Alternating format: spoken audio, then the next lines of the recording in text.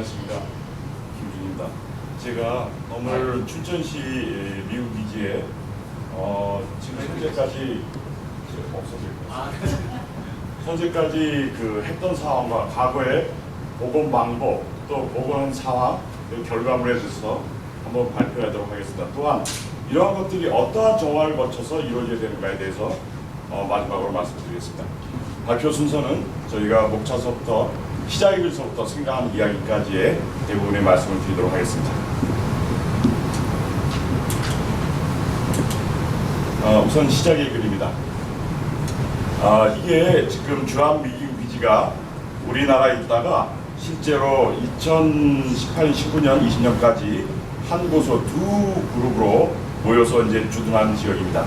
그 지역에는 약 한 37,500명 정도가 있다가 현재는 약 한 28,000 정도가 있습니다. 두 그룹은 크게 우리가 평택기지하고 그다음에 부산 외관, 그다음에 포항에 있는 그 해군 미 해병 기지까지의 그 형태로 나눠져 있습니다.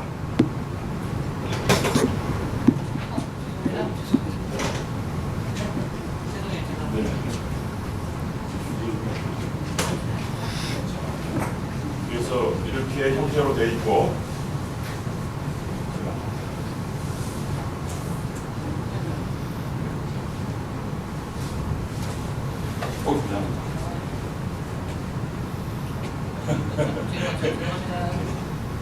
이제 이런 형태가 있습니다.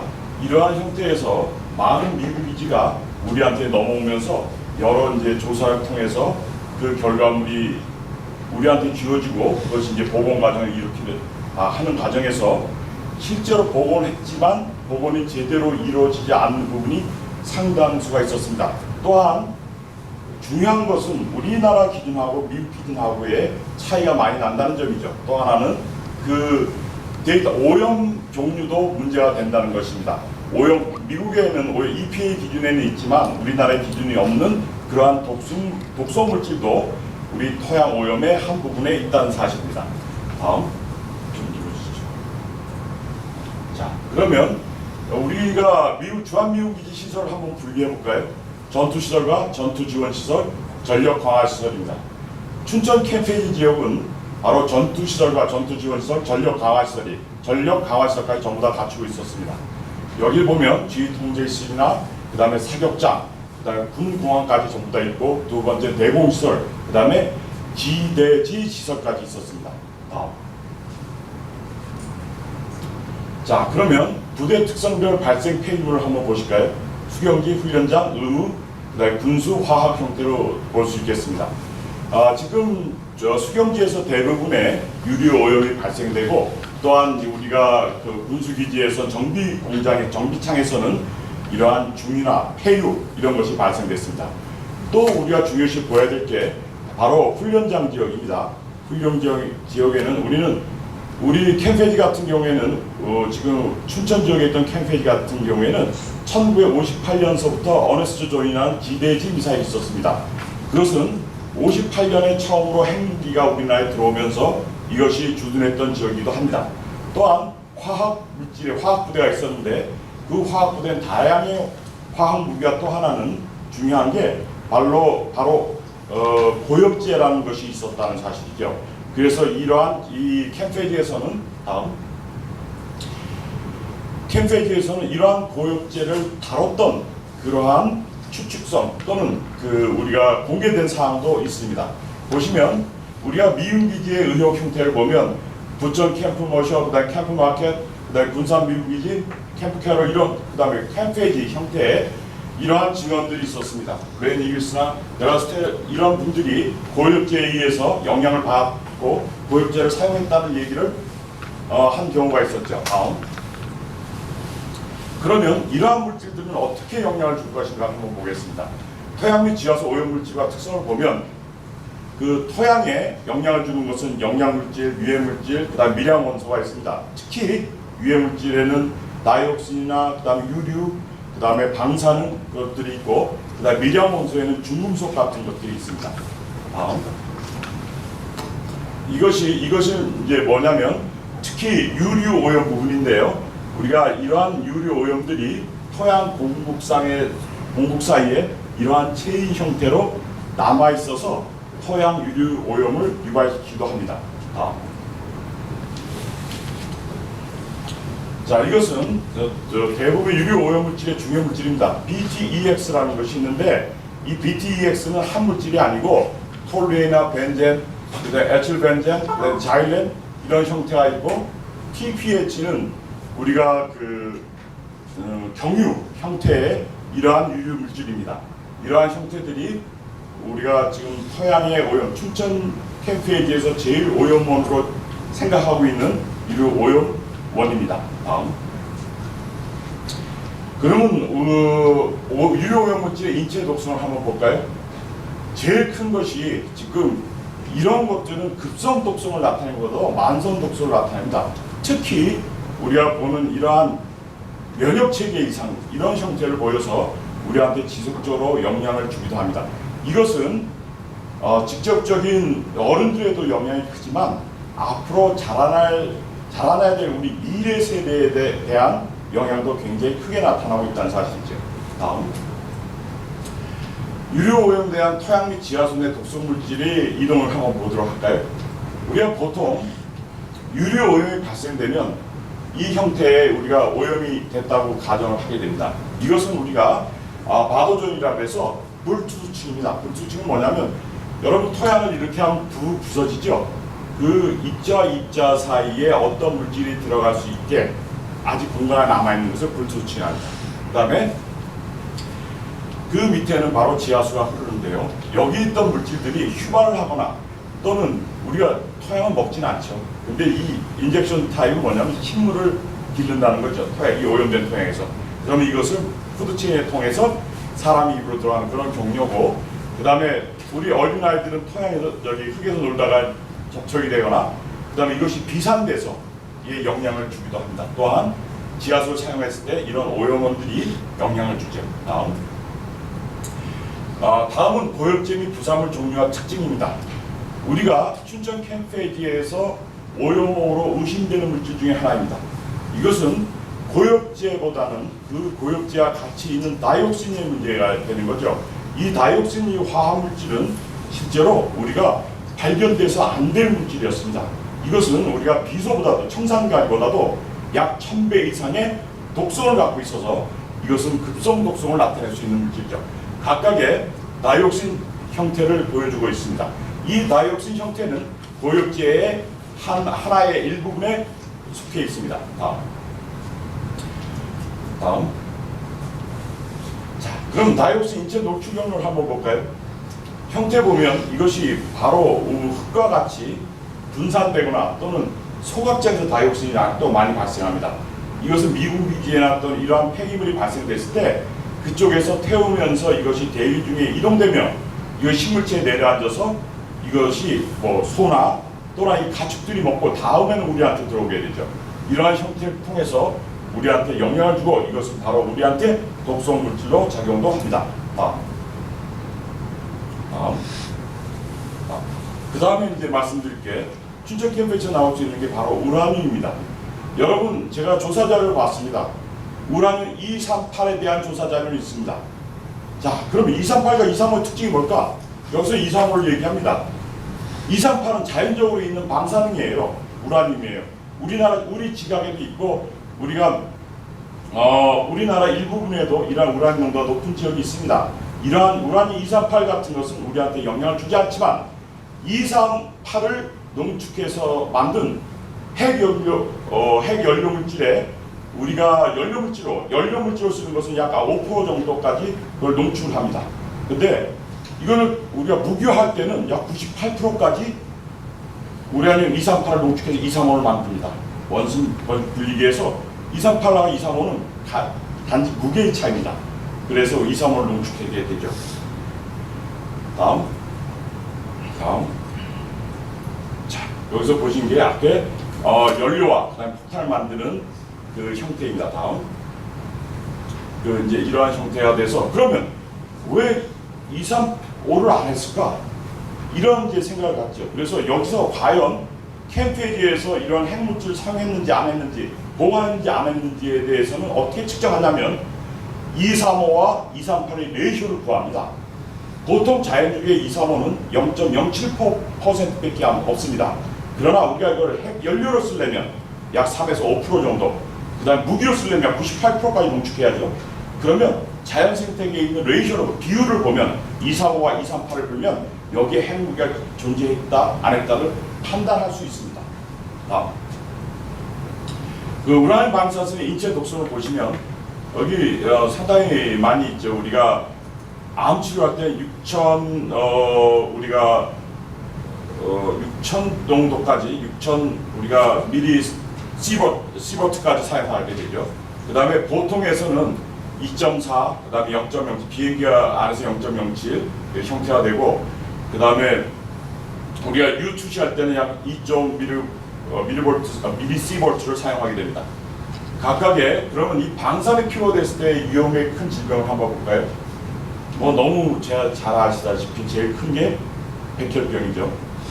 그 균, 우리가 유용한 균들을 또 이제 면역 체계를 파괴하는 그런 형태를 갖고 있습니다. 다음.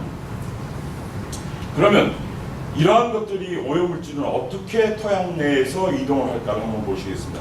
이러한 여러 오염물질들이 토양에 들어와서 또 이게 흡착되거나 또는 다시 이게 용탈이 돼서 지하수로 오염되고, 지하수에 오염된 것은 토양은 그래도 이동성이 없어요, 오염물질이. 근데 이것이 지하수로 들어갔을 때는 오염물질이 굉장히 크게 확산이 되고 그 범위도, 오염 범위도 크게 넓어지는 그런 경향을 보이고 있습니다. 다음.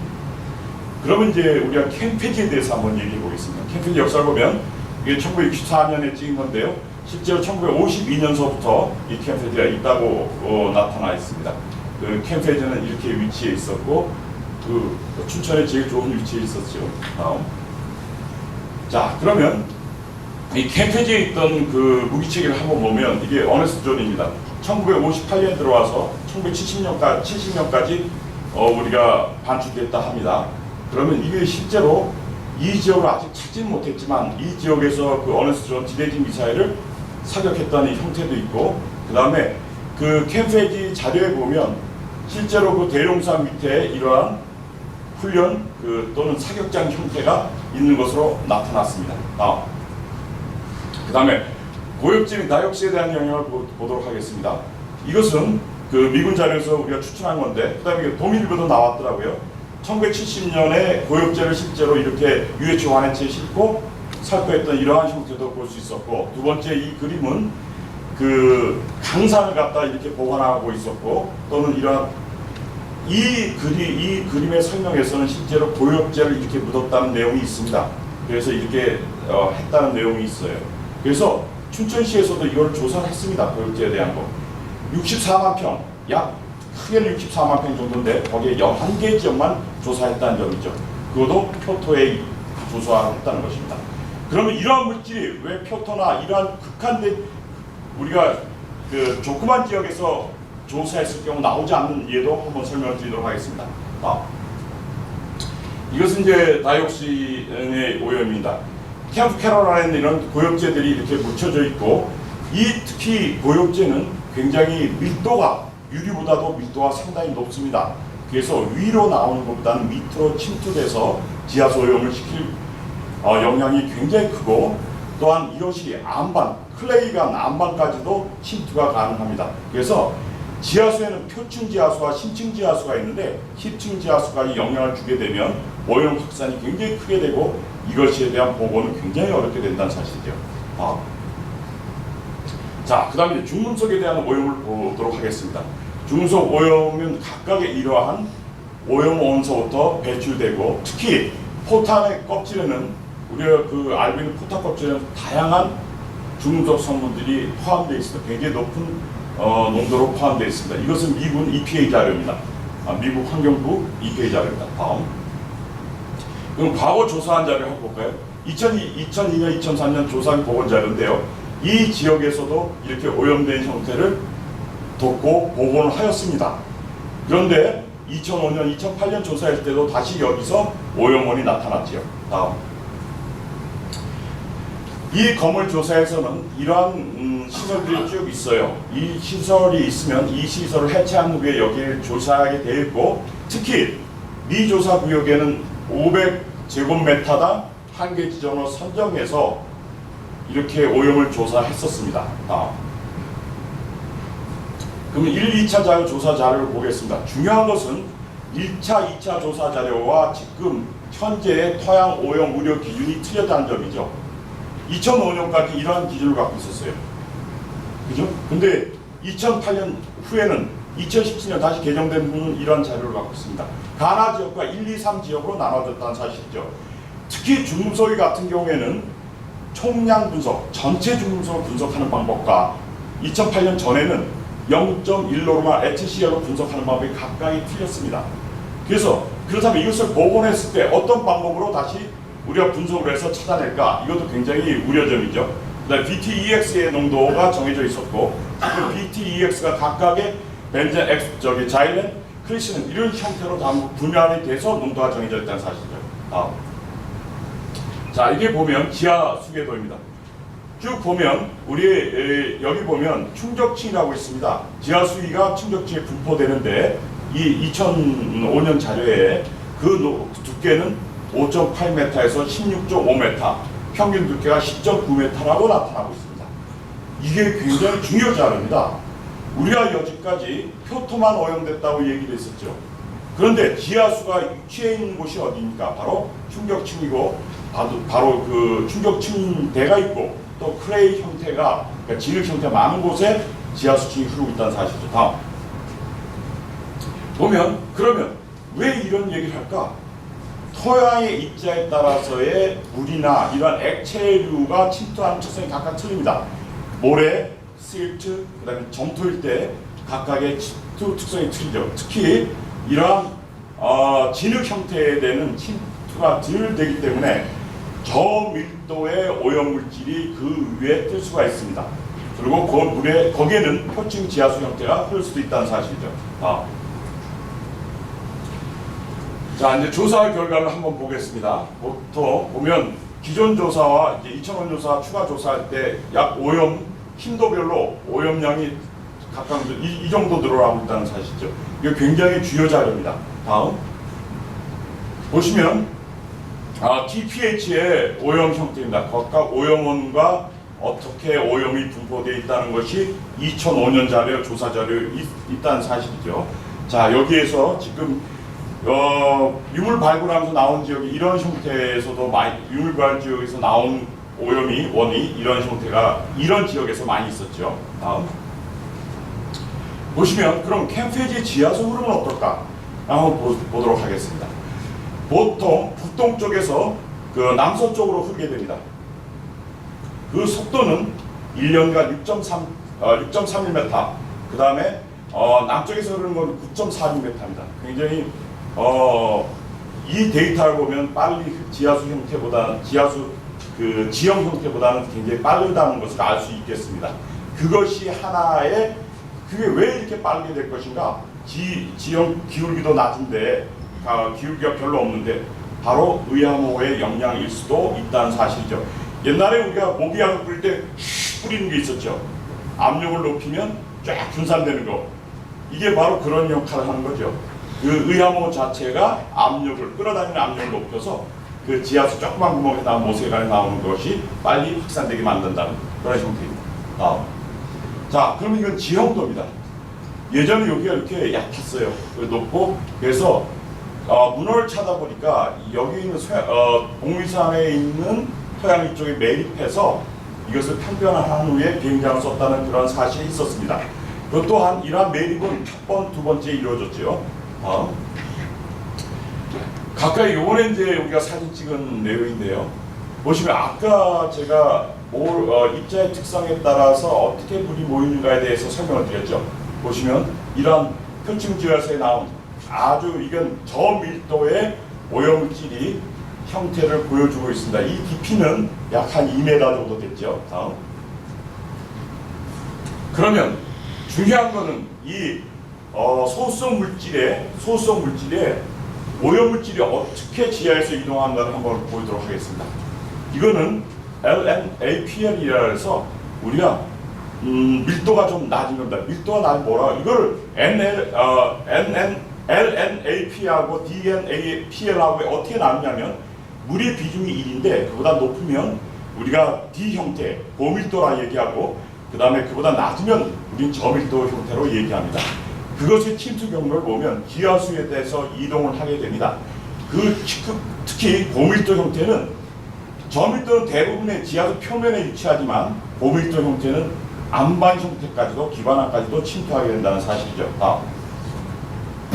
보시면 이것이 이제 각각의 고밀도와 저밀도가 오염된 형태이고 이것의 위험성에 대한 형태를 표기한 것입니다. 그래서 이 지하수기에 따라서 어떤 물질이 어떻게 이동됐는가를 우리가 깊은 심도에서도 기본적인 측정 자료를 가지고 있어야지만 이 오염도에 대한 평가가 충분히 이루어질 수 있다는 얘기를 드리는 겁니다. 이것은 특히 고밀도의 유해물질이 오염 확산 경로입니다.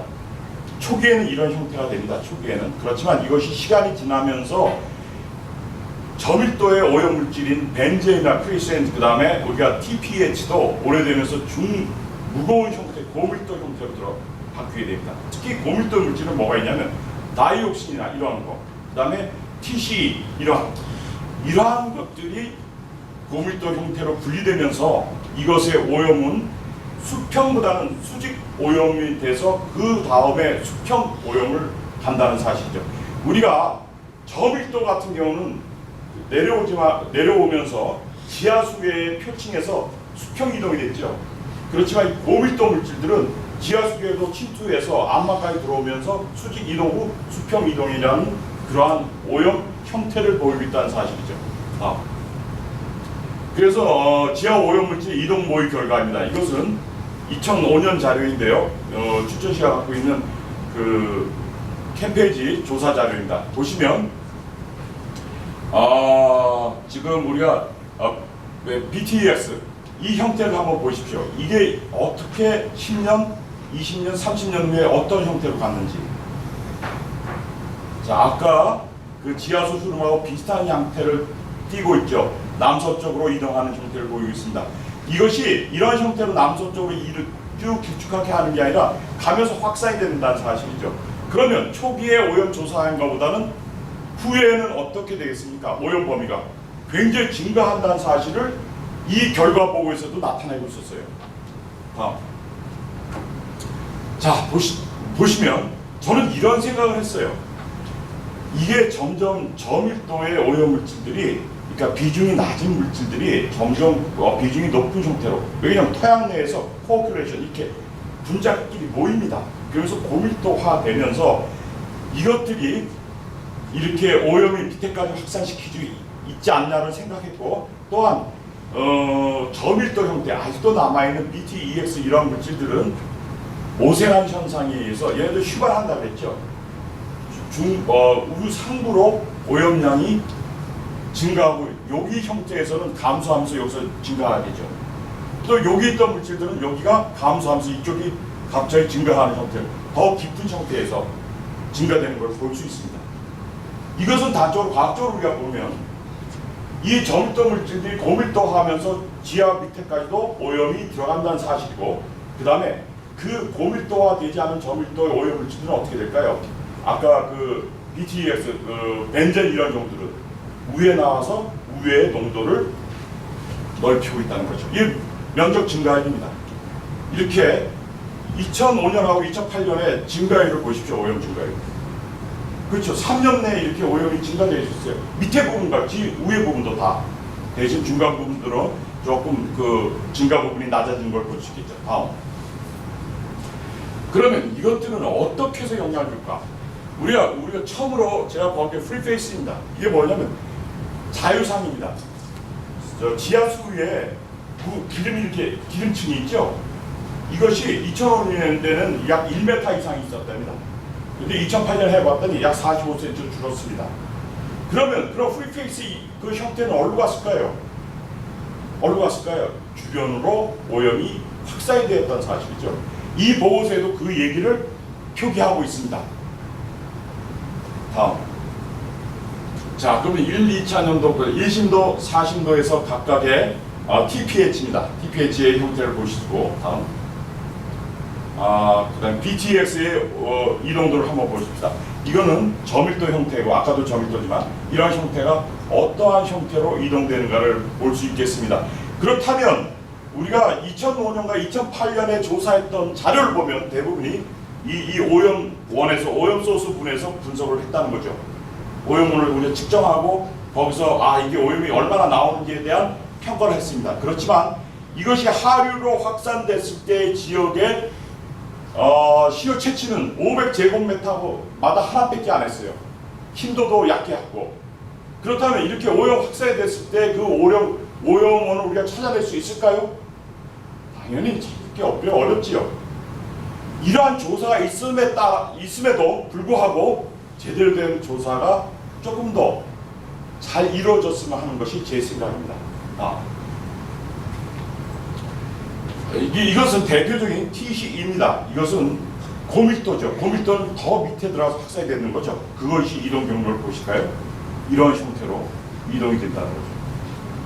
이것도 똑같은 형태로 이동되지만 이것은 더 깊은 곳에까지도 침투해서 지하부를 오염 확산시킨다는 겁니다. 그것이 바로 2005년과 2008년의 자료로 해서 나타날 수 있습니다. 보시면 5, 6m, 6m에서의 오염이 더 많이, 약 한 130% 이상이 증가된 사항을 알 수 있겠습니다. 너무 시간이 많이 갔네요. 이제 중금속의 오염 부분입니다. 빨리 좀 지나가겠습니다. 다음. 이것은 그러면 우리가 폐기물에 대한 영향을 한번 볼까요? 이 2005년 그 보고서에 이런 게 나와 있습니다. 메리트 폐기물 영향, 페이스콘 밸리, 활주로 남측 페이스콘 밸리 지역 발견. 그런데 그러고 나서 보고를 했죠. 근데 다시 이게 나타났습니다. 보십시오. 이렇게. 그래서 어떤 기자분이 저한테 질문을 하더라고요. 그럼 저 활주로가 실제 활주로 사용했던 것인가 아니면 인위적으로 만든 것인가를 물어보더라고요. 그래서 그 생각이 나서 제가 찾아봤습니다. 다음. 다음.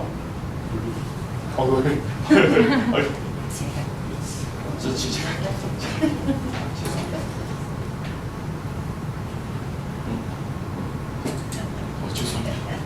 이게 보시면 그래서 그 활주로 항공 설치 기준을 국토부에 있는 항공 설치 기준을 봤습니다. 제가 그랬더니 이 동쪽 하중 그다음에 헬리콥터 회전익기 여기 지역이었잖아요. 그 기준을 암만 찾아봐도 그 두께에 대한 기준은 나와 있지 않고 면적 및 길이만 나와 있더라고요.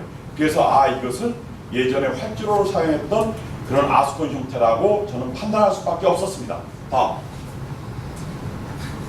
그러면 그러면 이거는 어떻게 우리가 복원할 것인가? 이게 굉장히 중요한 게 이슈가 되는 거죠. 우리가 이 복원이라는 것은 철저한 결과물 산출 후에 그것을 보고 우리가 결정을 해야 됩니다. 그렇기 때문에 이 복원 방법 우리가 여기서 뭘 해야겠다 얘기하기 참 어렵습니다. 그래서 이거는 제가 생각하는 부분 형태로 두게 됩니다. 그래서 차후에 정확한 결과 분석이 나옴에 따라서 우리는 이 분석 방법을 오염 정화 방법을 달리해야 된다는 거죠. 이번에는 그래서 제가 한번 용산 기지하고 한번 이걸 비교해봤습니다. 용산도 오염이 나왔어요. 그다음 또 안 나오다 다시 나왔습니다. 그것은 바로 지하수의 영향이 굉장히 컸다고 저는 판단합니다. 어느 곳에 오염물질이 있다가 비가 강수량이 증가되면 다시 오염물질 양이 증가됩니다. 그리고 이것은 바로 높은 지역과 약 25m, 15m 표고 차이를 보여줍니다. 춘천은 약 60m 보이고 있죠. 그래서 저는 이런 생각을 했어요. 그렇다면 용산기지 같은 걸 얘기합니다. 여기다 이러한 지하도시를 건설하면 어떨 것인가? 왜? 이왕 밑에까지 다 파야 되고 우리가 하는 결정을 한다면 이렇게 지하도시 건설해서 그곳에 오염원까지 깊이 파고 들어가자는 거죠. 그래서 표층도 쓰고 토양 표층도 쓰고 지하도 우리가 사용할 수 있는 이런 공간을 만든다는 것입니다. 또한 이 지하도시를 건설하게 되면 우리가 지하도시 공기를 구입하려면 필터링을 해야 되죠. 그 다음 SS 농도, 더스트의 농도도 확실히 줄 수 있다는 것입니다. 이것은 토지에 따른 그 나무를 심었을 때 영향입니다. 이 나무가 5m 이상까지 펴지고 있습니다. 그렇다면 최소한 조사 지점은 만약에 여기다 공원을 한다면 5m까지는 해야 되겠죠. 만약에 3m 이면에서 밑에 오염물질 나온다면 이건 고사되고 맙니다. 심어봤자 아무 효과가 없다는 사실이죠. 다음. 그래서 세계 지하도시를 봤습니다. 제가 몬트리올이나 토론토 형태를 봤더니 이러한 형태로 해서 우리가 지하도 사용하고 지상도 사용할 수 있는 이런 형태를 둘 수 있다는 것이죠. 자, 이상입니다. 감사합니다.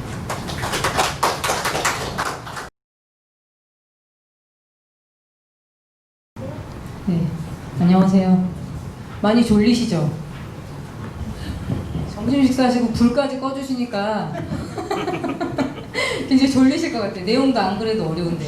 네, 제가 오늘 요청받은 거는 춘천 지역 말고 우리나라의 그 반환 미군 기지 오염 사례에 대해서 좀 발제를 요청을 받았습니다. 미군 기지가 지역에서 보면 이게 우리 지역만의 문제라고 생각하실 수도 있는데 사실은 춘천 같은 경우는 캠프 페이지가 이미 반환이 되었기 때문에 또 한편으로는 나은 것이죠. 이제 복원에 대해서 고민하면 되니까. 그런데 뭐 다 아시다시피 우리나라에 여전히 미군이 주둔을 하고 있고 저희가 이렇게 반환하는 대신에 평택에 전 세계에서 가장 큰 미군 기지를 우리나라가 지어주고 있습니다. 그래서 아마 미군이 철수하기 전까지는 이 미군 기지의 오염 문제는 우리가 계속 가져가야 되는 문제고 또 하나는 이게 국가 안보와 관련됐다는 이유로 국민들에게 어떤 정보도 제공되고 있지 않습니다. 그래서 좀 그 부분에 대해서 우리가 그러면 저는 이제 시민의 입장에서 우리가 이걸 어떻게 대응해야 할지에 대해서 좀 더 집중적으로 말씀을 좀 드리고 싶습니다. 일단 처음은 현재 우리나라의 그 미군 기지가 어떻게 되어 있는지 보도록 하겠습니다. 네, 이거 아이고 뒤로는 어떻게 갈까요?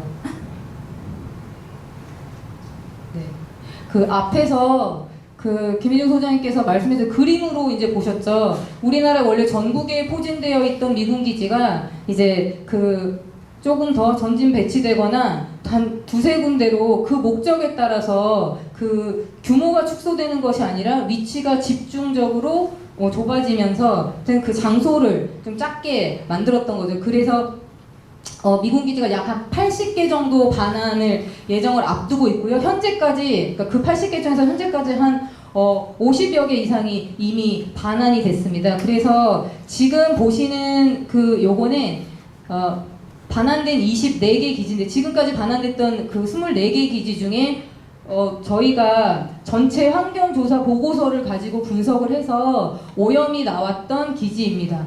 24개 기지, 그래서 정화했던 걸 이제 해서 표로 정리한 건데 여기 보면 춘천 캠프 페이지도 같이 들어있죠. 근데 이렇게 보시면 그 전체 미군 기지 중에 첫 번째 가장 많이 반환을 받았던 시기가 2007년입니다. 그 역사를 좀 보자면 그래서 캠프 페이지도 그 당시에 반환을 받았었죠. 근데 이제 이때까지는 별로 문제점이 없다가 막상 반환을 받고 정화를 하다 보니까 정화 비용이 너무 많이 든 거예요. 그래서 사실은 당시에 그 단위 사안으로는 처음으로 이 미군 기지 환경 문제로 청문회까지 열렸었습니다. 환노에서 이거 어떻게 할 거냐라고 이제 문제 제기가 되기도 했었죠. 그래서 이 오른쪽 그 표 두 개 중에 오른쪽으로 보시면 이제 나머지는 거의 다 2007년 정도에 반환을 받고 그 이후에 뭐 몇 개 반환받은 기지도 2010년, 2015년 이렇게 반환받은 기지들이 있습니다. 근데 반환을 받고 바로 정화가 시작되는 게 아니라 이후에 정화 기간이 좀 오래 걸렸죠. 그 기지별로 조금 자세한 거는 뒤에서 좀 보시면 되고요. 여기서 되게 많이 이야기가 되는 거죠. 부산 캠프 하야리아. 사실 저때 캠프 하야리아 같은 경우에는 사실 미군이 정화 비용을 분담할 수도 있었던 가장 되게 중요한 시기였는데 그런 가능성이 있었음에도 불구하고 사실은 지자체에서 너무나 빨리 개발하고 싶어가지고 사실은 우리가 시에서 다 정화 비용 부담하겠다 해가지고 반환받은 경우이기도 합니다. 뒤에서 조금 더 설명을 드릴게요. 그래서 여기에다가 작년에 저희가 반환받은 기지까지 해서 좀 기습적으로 4개 기지를 또 반환을 받았었죠. 여기 같이 강원도에 있는 원주 캠프롱 이렇게 해서 현재 반환 예정인 기지는 22개 기지입니다. 먼저 이제 사례로 그 사례 중에 제가 이제 여러 가지 반환받은 사례 중에서 캠프 페이지처럼 이미 복원을 했는데 재오염이 발생된 거 이런 거를 좀 중심으로 말씀을 드리고자 합니다. 제가 빨리 좀 끝내볼게요. 여기 동두천시인데요. 이게 지금 동두천시 지도입니다. 이게 참 보면 우울하죠. 동두천시 전체 면적의 3분의 1이 넘는 곳이 지금 미군 기지입니다. 저 중에서 일부 반환 받은 곳도 있고 예정된 곳도 있습니다. 근데 저 중에서 많은 부분들이 계속 주둔을 이제 하고 있을 거기 때문에 아이고 이게 뒤로 가는 건 이전으로 가는 건 뭐를 눌러야 되죠?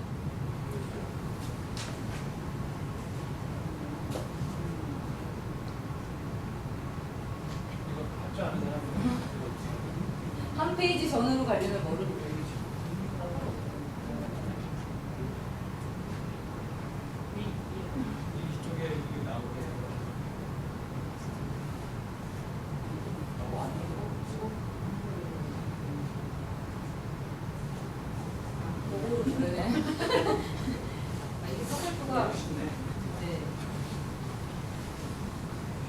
이 캠프캣을 아마 이거 기사에서 굉장히 많이 보셨을 것 같아요. 현재 지금 동양대학교가 들어가 있는 곳입니다. 이게 학교 개교를 하려고 하는데 이미 2015년도에서 완전히 정화가 됐고 반환이 됐었는데 개교를 앞두고 이게 오염이 발견이 됐었어요. 그래서 이제 굉장히 큰 이슈가 됐었는데도 불구하고 유야무야 되면서 학교를 그냥 개교하게 됐습니다. 그래서 요건 아마 기사에서 굉장히 많이 보셨을 것 같아요.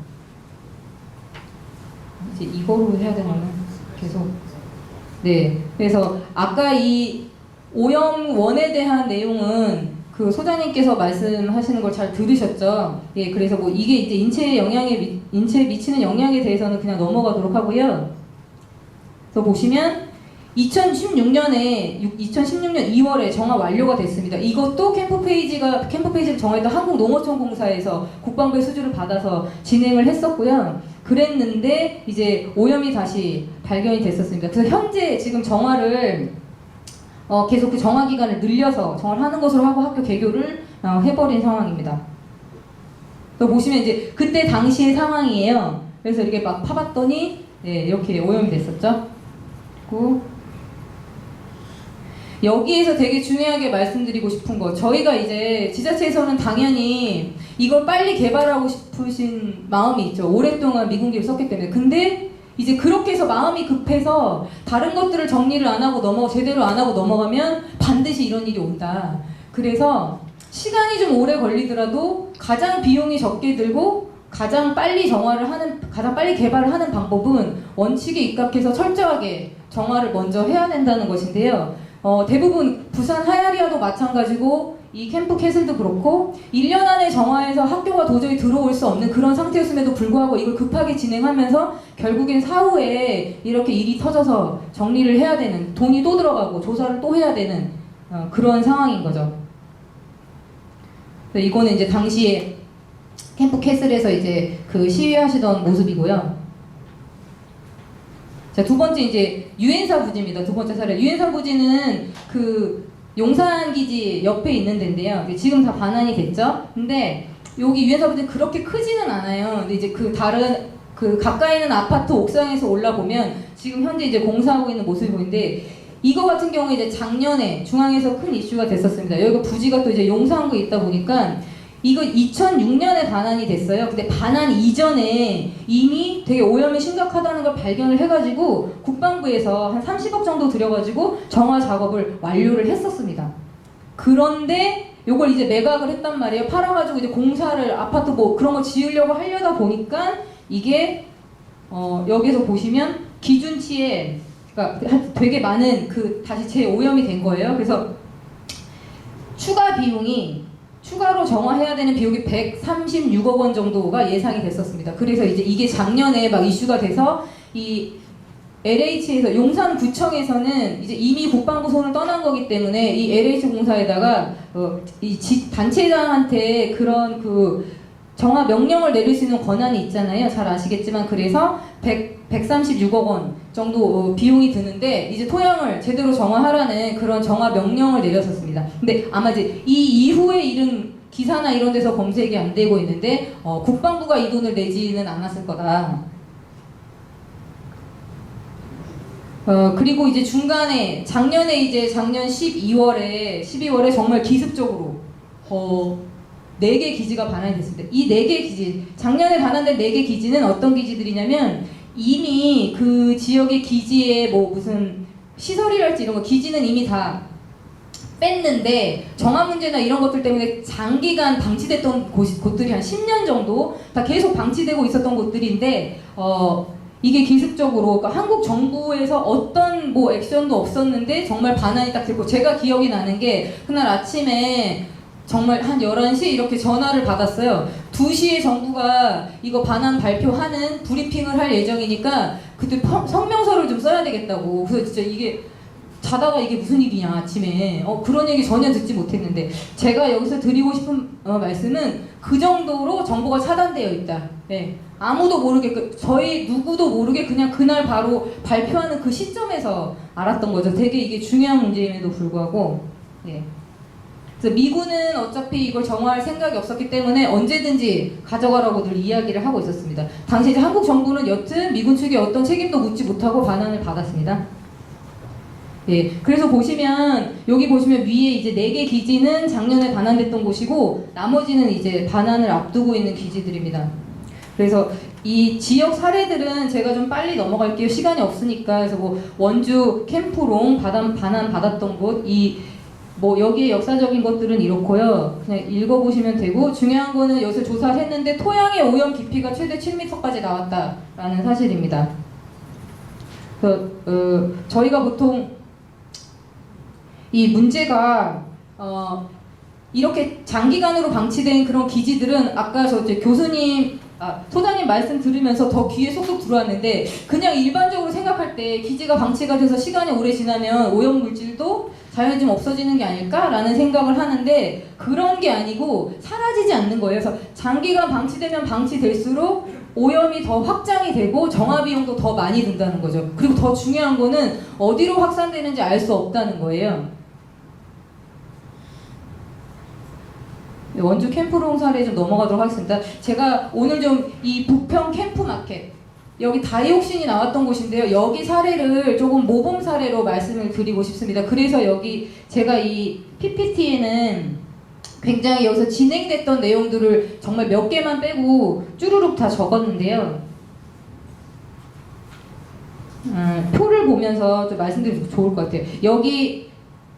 여기에서도 그 미군이 증언을 했어요. 부평 캠프 마켓 같은 경우 여기에서도 이제 여기 그 DRMO라고 있는데 여기에서 고엽제를 매립한 적이 있다고 증언을 해가지고 이제 정말 그 전까지 잠잠했었는데 이제 이 시민사회에서 인천시 그 시민사회에서 좀 들고 일어나게 된 거죠. 그래서 2011년도에 바로 이 인천시민대책위원회가 그 구성이 되고요. 24시간 동안 철야 농성 시작하고 하면서 결국 DRMO가 당시에 그 김천으로 이전을 하게 됩니다.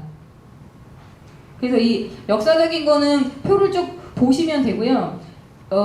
제가 이제 빨간 줄로 표시해 놓은 게 있는데 저게 뭐냐면 오염과 관련된 이 기지와 관련된 모든 정보를 단 한 번도 그냥 곱게 받아본 적이 없는 거예요. 모든 것들을 다 소송을 통해서 받았습니다. 가령 환경부에서 그냥 공개를 해줘도 되는 것인데 그걸 공개를 안 해줘서 다 소송을 통해 가지고 자료를 공개해달라고 요청 소송을 통해서 뭐 몇 개월 이상 최소 6개월, 8개월 이상씩 다 그렇게 소송을 통해서 자료를 받았고요.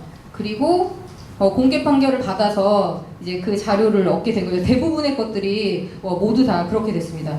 그리고 뒤에 보시면 이제 그 2016년도에도 반환 예정 미군기지 관련된 그 위해성 평가 같은 거 이런 거는 사실 그러니까 이 오염이 여기가 얼마큼 되냐 이미 평가가 나왔고 그런 보고서고 반환될 것이기 때문에 사실 그게 공개된다 할지라도 외교상의 어떤 문제나 국가 안보에 어떤 문제가 없을 것임에도 불구하고 이걸 내놓지 않는 거예요. 그래서 결국 다 소송을 통해서 받았던 그래서 이제 그 서울고등법원에서도 그 공개하라고 판결을 내렸던 이유가 그겁니다. 안보상에 아무 문제가 없고 외교상에 아무 문제가 없다. 이걸 공개한다 할지라도 네.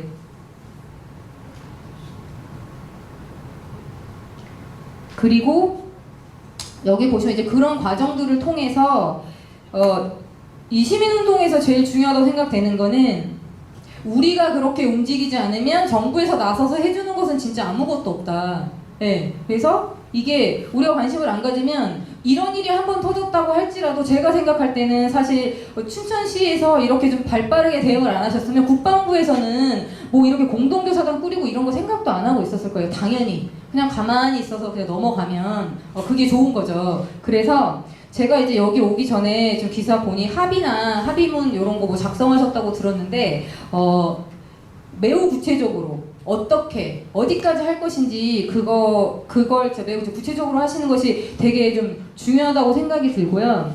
지금 이 부평 캠프마켓 같은 경우에 보면은 2011년도에 바로 조례를 제정을 했어요. 그래서 이게 시민참여위원회 운영 조례를 제정을 했는데 거기에 이제 되게 중요한 사항이 뭐냐면 부평 미군기지에 관련한 모든 사항에 대해서는 이 시민참여위원회의 심의를 거쳐야 된다. 이걸 조례로 제정을 했어요. 네, 되게 저는 중요한 부분이라고 생각을 합니다. 그래서 물론 이 조례가 뭐 소파나 이런 것보다 위에 있을 수는 없지만 여튼 굉장히 큰 힘을 발휘할 수 있는 거죠. 그래서 얼마 전에 몇 개월 전에 서울시에서도 되게 유사한 이렇게 좀 힘을 발휘할 수 있는 조례를 준비를 했었습니다.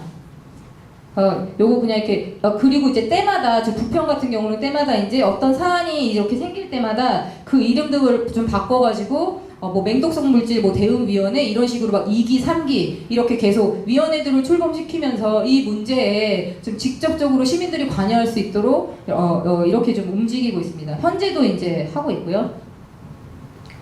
제가 시간이 없으니까 제가 좀 마무리를 하도록 하겠습니다.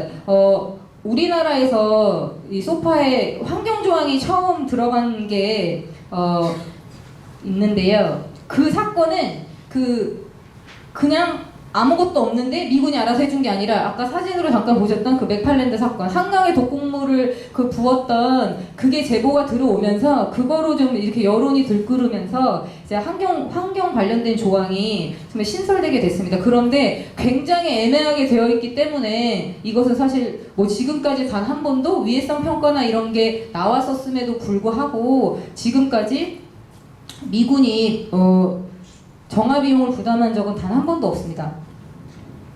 네, 이 뒷부분들은 사실 왜 이러냐, 왜 이렇게밖에 될 수 없느냐에 대한 거예요. 그래서 지금 우리가 소파라고 하는 한미협정에서 갖고 있는 독소 조항 그런 것들인데 기본적으로 우리는 그러니까 미군이 이 기지를 반환을 할 때 아무것도 하지 않아도 된다는 조항을 가지고 있고요. 그리고 정보 차단에 있어서는 미군이 합의하지 않는 거에서 미국과 한국이 같이 합의하지 않는 거에 대해서는 어떤 정보도 줄 수 없다는 그런 정보 차단에 대한 독소 조항들을 좀 가지고 있습니다. 거기에 대한 설명을 좀 드리려고 했던 거고요. 그래서 이거는 쭉쭉 넘어가도록 하겠습니다. 그래서 저는 이 반환 미군 기지에 대해서 이게 우리 지역의 문제라고만 생각하시지 말고 그래서 캠프 페이지만 제대로 잘 복원돼서 이것만 잘 받아가지고 우리 지역만 잘 개발하면 좋겠다. 그것도 물론 중요하지만 이것이 우리나라의 문제가 되는 것이고 실제로 일본 같은 경우는 그 지자체장들이 일본과 직접 협상하는 일본이랬는데 미국과 직접 찾아가가지고 우리 지역이 지금 이런데 어떻게 될 거냐 이 정화 비용 누가 줘야 너네가 해야 되는 거 아니야. 물론 미군은 단 한 번도 전 세계에 있는 어디서도 본인들이 비용을 부담한 적이 없는데 이것은 정말 저희가 평화운동하는 쪽에서는 이게 지역의 문제 또 국가의 문제 그걸 넘어서 미군의 문제는 전 세계적인 문제로 저희가 이후에 확장시켜야 된다고 생각을 하고 있습니다. 그래서 지금 이제 중앙에서는 전체 전국에 있는 미군 기지 반환이 되었는데 오염 문제가 여전히 남아 있거나 또는 현재 아직도 미군 기지가 주둔하고 있는 군산, 평택 이런 곳에서 저희가 지금 네트워크를 만들었어요. 그래서 이걸 다 같이 좀 연대해가지고 국회 차원에서도 이야기를 하고 가장 중요한 것은 저희가 설령 이걸 국방부가 이제 뭐 다 부담을 해가지고 한다 할지라도 그 비용은 결국 우리 세금이잖아요. 예. 그래서 중요한 거는 결국 이거를 내야 되는 마지막으로 가야 그 미군이 이걸 부담하게 해야 한다는 거죠. 우리가 쓰지도 않은 비용을 지금 계속 부담하고 있는 건데 좀 궁극적으로는 문제가 좀 거기까지 확장될 수 있었으면 좋겠다라고 생각이 들고 그래서 지역에서도 다 이제 좀 대응하실 때 이런 부분을 같이 좀 염두에 두셔서 하면 더 좋겠다는 좀 바람을 가져봅니다. 그래서 좀 빠르게 진행을 했는데 네, 마칠게요. 감사합니다.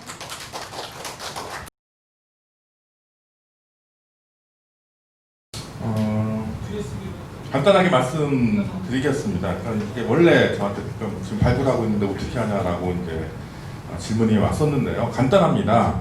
그냥 춘천시에서 어떻게 할 건지 정하고 문화청과 협의하면 끝나는 거예요. 아무 문제 없습니다. 근데 아무 생각이 없다라고 저는 판단을 하고 이제 이 원고를 이제 시작을 했습니다. 왜냐면 5월 6일 날 강원일보에서 특종을 터뜨렸습니다. 그래서 이달에 기자상도 타고 그랬는데요.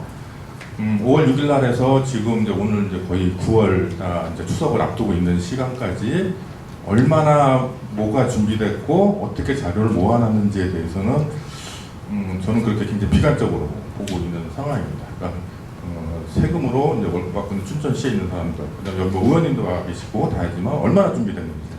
그러니까 우리가 떠드는 거는 이제 상관은 없는데요. 진짜 뭘 가지고 어떻게 싸울지 그런 거 없었다라고 보는 겁니다. 그리고 저도 이 토론 준비하다가 찾아봤어요. 그래서 도대체 이 미군 주둔지라고 제가 원고에다 썼어요. 뭐 캠프페이지 어쩌고저쩌고 이런 단어는 걔네의 입장인 거지 저희가 캠프페이지라고 부른 적은 없어요. 자기네 땅이니까 캠프페이지라고 부르는 거고 제 입장에서는 이제 미군이 와서 주둔했던 지역이고요. 그래서 이 주둔지에 대해서 도대체 얼마나 조사가 됐을까라고 한번 급하게 찾아봤어요. 밤에 찾아봤는데 현재까지 3군데가 발굴 조사가 됐습니다. 파주랑 파주 2군데, 기지로 하면 3개고요. 여기 캠프페이지가 됐었고요. 근데 놀랐어요. 저도 사실은 이렇게 조사가 안 됐구나. 근데 미군 주둔지에 대해서 문화재 조사가 얼마나 됐는지에 대해서 제가 파악할 길은 없습니다. 제가 문화재청장이 임명한 문화재 전문위원인데요. 문화청에서 그거 뺄 수도 없습니다. 왜냐하면 문화재청도 파악 못할 겁니다. 아마 허영 의원실에서 달라 그러면 줄 거예요. 죽기 살기로 고생해가지고 받을 텐데. 과연 이제 아까 이제 우리 배 팀장님이 이제 춘천의 문제만도 아니라는데 이건 문화재도 좀 심각하게 될 것 같다는 생각도 사실 갖고 있습니다. 그럼 이제 캠프 페이지로 잠깐 이제 들어가겠습니다. 이제 뭐 춘천 이제 미군 주둔지라고 제가 얘기했지만, 여기는 이제 생각 외로 좀 드센 사람들이 몇 명 있어서 미군이 이제 딴 데로 가고 춘천에서 조금씩 사면서 이제 지표 조사를 빨리 한 지역 중에 하나입니다. 그래서 2008년도에 전체 지표 조사를 했었습니다.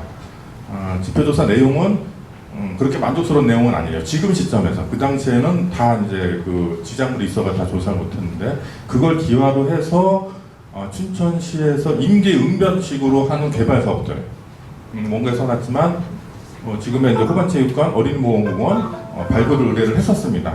그러면 이거 뭐 어차피 전체 개발할 텐데 꼭 해야 되냐 그러면 이제 문서상으로는 그렇죠. 이게 전체 매입이 되면 다 때려 부시고 새로 질 거다.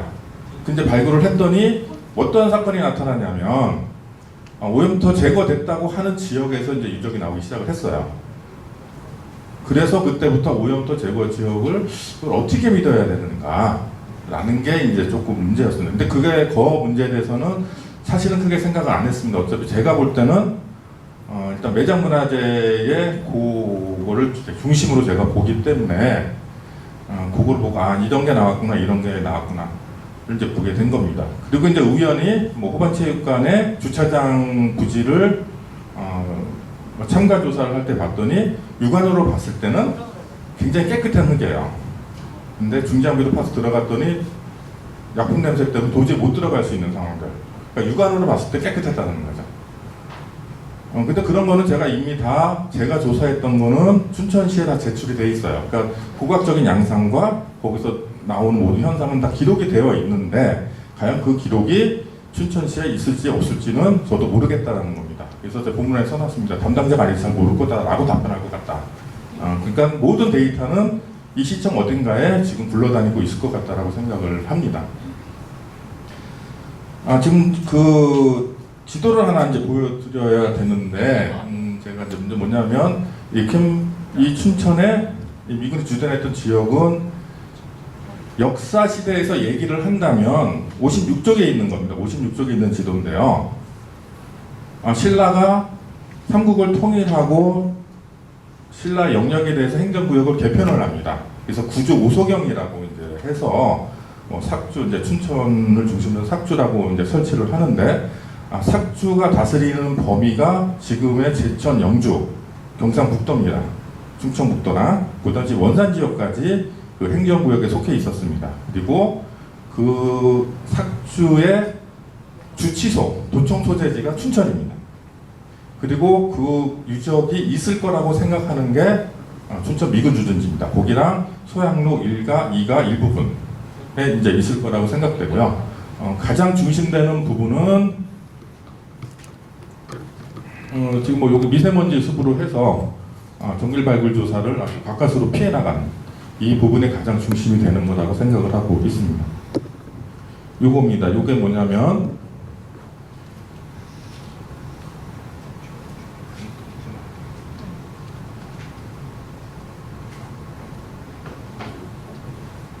그냥 삭주 보시면 될 것 같습니다.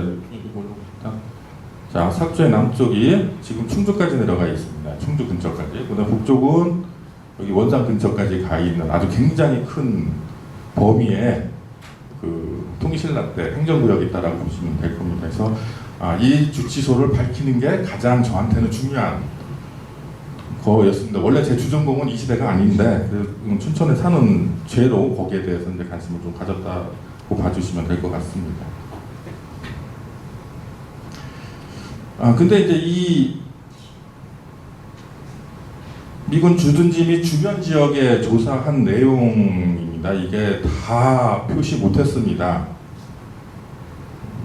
미군 부대가 있던 지역과 지금 도시재산이라는 미명하에 지금 막 하고 있는 이제 여기 번개시장 여기를 다 조사한 걸 지금까지 중간적인 이제 가설적인 생각으로 보면 구조 오소경의 삭제 주치선 분명히 있을 것 같고 왕건이 이제 궁예 정권에서 쿠데타를 일으켜서 정권을 참살했을 때 춘천 지역에 가장 큰 호적 세력이 있었습니다. 박항이라고 하는 분이 있었는데 박항이 과연 어디 살았을까 했을 때 제가 지금은 여기 어디에 이 사람들의 그 새거지가 있을 것 같다는 생각을 하는 게 있습니다. 그 정도로 이 지역이 이제 굉장히 중요하게 나오고 있다라고 이제 보시면 될 것 같습니다. 근데 이게 뭐냐면 2020년 3월 강원고고문화연구원이 발굴하기 전까지 발굴했던 부분을 좀 대충 표시해 놓은 겁니다. 10을 빼놓고 이 정도로 이제 조사가 됐다라고 보시면 될 것 같습니다.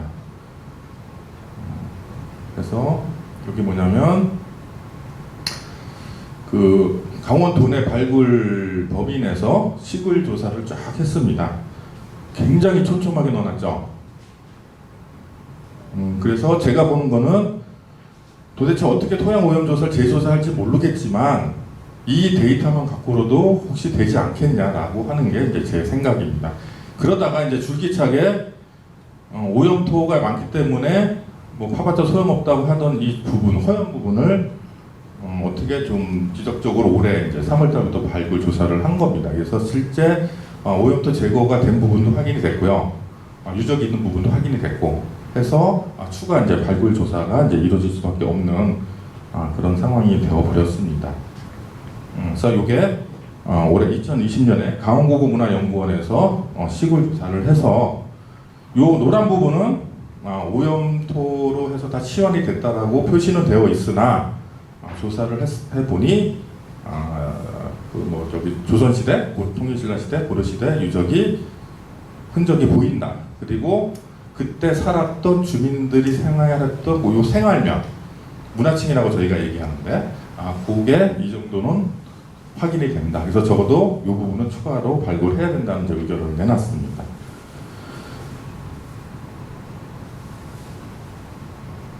그래서 그럼 이제 오염토 재조사입니다. 오염토 재조사. 그러면 유적은 중요하단 말이에요. 일단 고고학적으로 볼 때. 그리고 춘천의 삭주의 주치소는 지구상에 하나밖에 없는 유적입니다. 그래서 뭐 저 중도보다 더 중요하다고 생각하는 입장인데요. 그러면 이 유적하고 이 유적에 있는 그 땅도 이제 오염이 됐을 거라고 지금 생각을 하는 겁니다. 그러면 어떻게 할 거냐라는 거죠. 그 답을 저한테 이제 달라고 이제 말씀하신 건데 저도 답은 사실은 없어요. 그래서 법령에는 이제 이렇게만 되어 있다는 거죠. 지금 저희가 있는 문제 삼고 있는 지역이 그 매장문화재 유전 지역입니다. 그래서 매장문화재 유전 지역은 어떻게 보호하느냐. 그래서 뭐 대통령의 권한을 문화재청장이 위임받아서 쭉 얘기를 하는데요. 제가 이제 강조 표시해놨지만 매장문화재 유전 지역을 조사 발굴해서는 아니 된다. 원칙적으로. 근데 이제 개발을 위해서 이제 막 지금 뭐 파헤치고 있는 상황인데요. 요 발굴을 지금 하고 있죠. 영남문화재연구원, 세종문화재연구원, 부경문화재연구원에서 발굴을 하고 있는데 그게 발주처가 어딥니까? 발굴시키는 데가 어디예요? 춘천시장이 지금 시킨 거란 말이에요. 그러니까 거기에 대한 모든 그 명령이나 뭐 쉽게 해서 가업지시선에서 변경을 시킬 수 있다는 거죠. 그러면 요 만약에 오염토 조사를 할 때 어떻게 할 건지는 본인들이 원칙을 세웠다면 그냥 간단하게 문화재청과 우리가 이렇게 유적이 있음에도 불구하고 어떤 방식으로 조사를 해야 되겠사오니 문화재청장은 어떻게 생각하냐고 물어보면 된다는 거예요. 그럼 아마 이제 문화재청도 머리가 아파서 이제 문화재위원회에 올릴 거예요.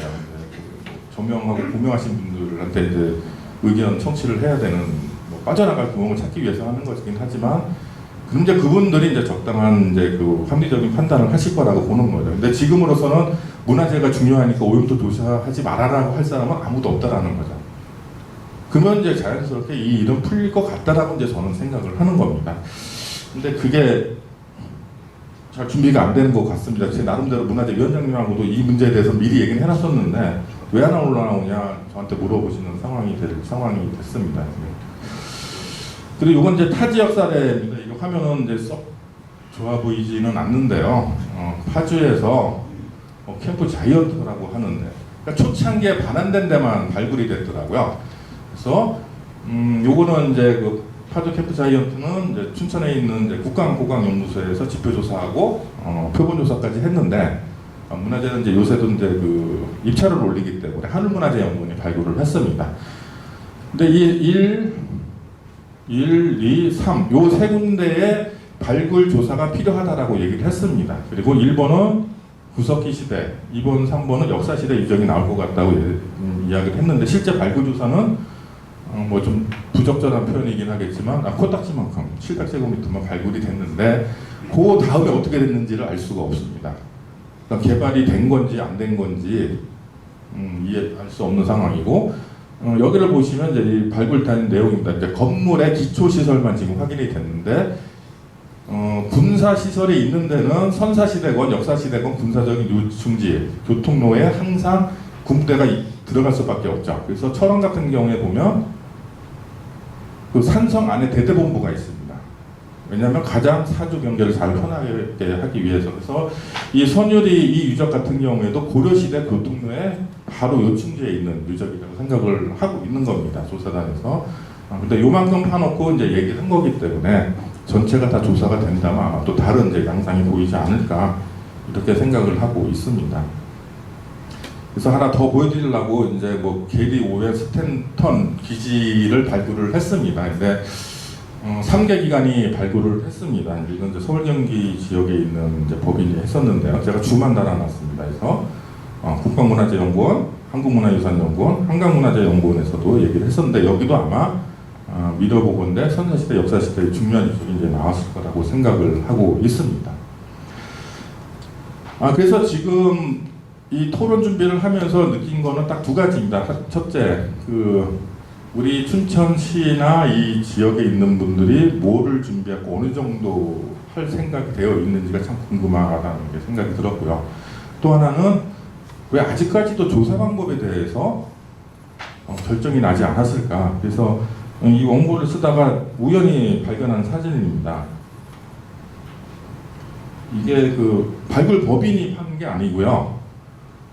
농어촌 기반공사에서 오염 지역 확인을 하기 위해서 포크레인으로 판 겁니다.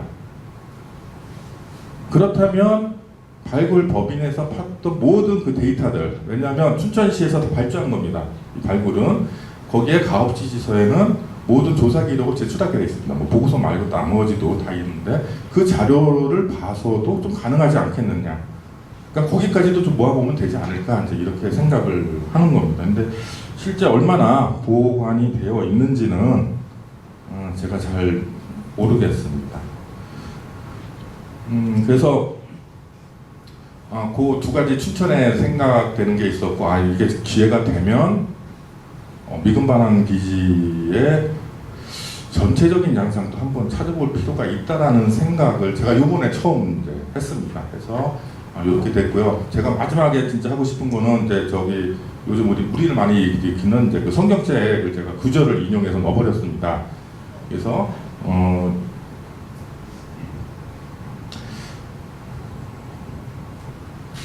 지금 날짜는 정해져 있습니다. 뭐 환경부가 어떻게 할지 국방부가 어떻게 할지 있는데 과연 우리가 얼마나 그 여기에 준비가 없는 5천여가 될 건지 준비된 15,000여가 될 건지 물론 이제 아까 뭐 성인지 감성 발언도 나오고 막 그랬었는데요. 하여튼간에 예수님이 옛날에 말씀하신 어록의 의미로 본다면 과연 우리가 얼마만큼 준비할 거냐, 준비가 되어 있느냐에 따라서 요 환경오염 문제는 좀 풀리지 않을까 이렇게 생각을 합니다. 그래서 이걸로 좀 제 생각을 좀 마치도록 하겠습니다.